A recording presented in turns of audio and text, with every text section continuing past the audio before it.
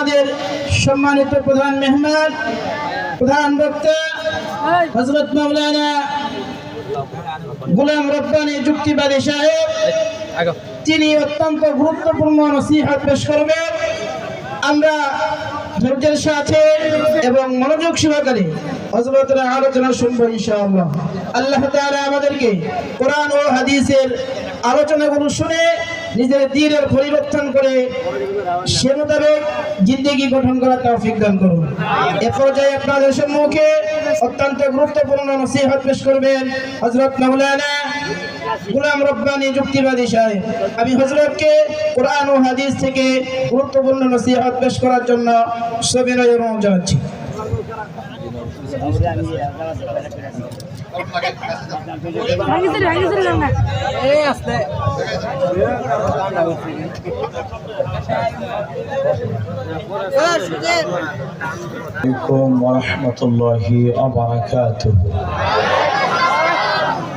আপনারা সবাই কেমন আছেন?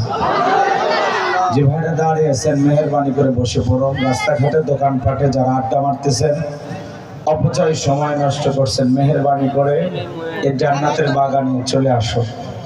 কয়েকদিন মাইকিং হয়েছে, আপনাদেরকে দাওয়াত করা হয়েছে। অনেকে নিয়ত করেছিল মাহফিল আসবো,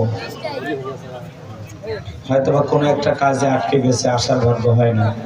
অনেকে এসেছেন, কিন্তু রাস্তাঘাটে কিছু দোকান পাট থাকার কারণে মনে করলো যে আজকে মাহফিলে ওয়াজ পরেই শুনি, একটু দোকানে আড্ডা দিই। দোকান আগামীকালকে পাওয়া যাবে, কিন্তু এই আয়োজন, এই আলোচনা আগামীকালকে আর পাওয়া যাবে না। এই জন্য জান্নাতের বাগানে সবাই বসতে পারবেন। আল্লাহ যাদেরকে কবুল করবেন, পছন্দ করবেন, তারাই বসতে পারবেন। মনে রাখবেন, যারা এই কোরআনের মাহফিলে কোরআন শোনার নিয়তে আসছে, এই মানুষগুলো কখনো আড্ডায় সময় নষ্ট করতে দোকানে কেনাকাটার শেষ মাহফিলে চলে আসে। মুরগির পাখার নিচে যদি ডিম থাকে, এই ডিমগুলোর বাচ্চা ফোটার সম্ভাবনা থাকে। মুরগির পাখার বাইরে যে ডিমগুলো থাকে, এগুলো হলো নষ্ট ডিম, ঘোলা ডিম, কাইজা ডিম। কথা বলেন না, আপনারা কি বলেন? ক্যানজা ডিম। এগুলো হলো কি পচা ডিম, নষ্ট ডিম। এগুলো বাচ্চা হওয়ার কোনো সম্ভাবনা নেই। তো ওয়াজ মাহফিলে প্যান্ডেলের বাইরে যারা ঘুরতেছে, ওদের অবস্থা নষ্ট ডিমের মতো। ওরা যতই আড্ডা দেখ আর মনে মনে 5-10 মিনিট একটু খেয়াল করে শুনুক, এতে ওদের কোনো লাভ হবে না। কথা বলেন না।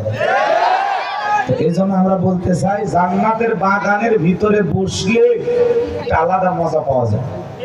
আড্ডা দেবেন আর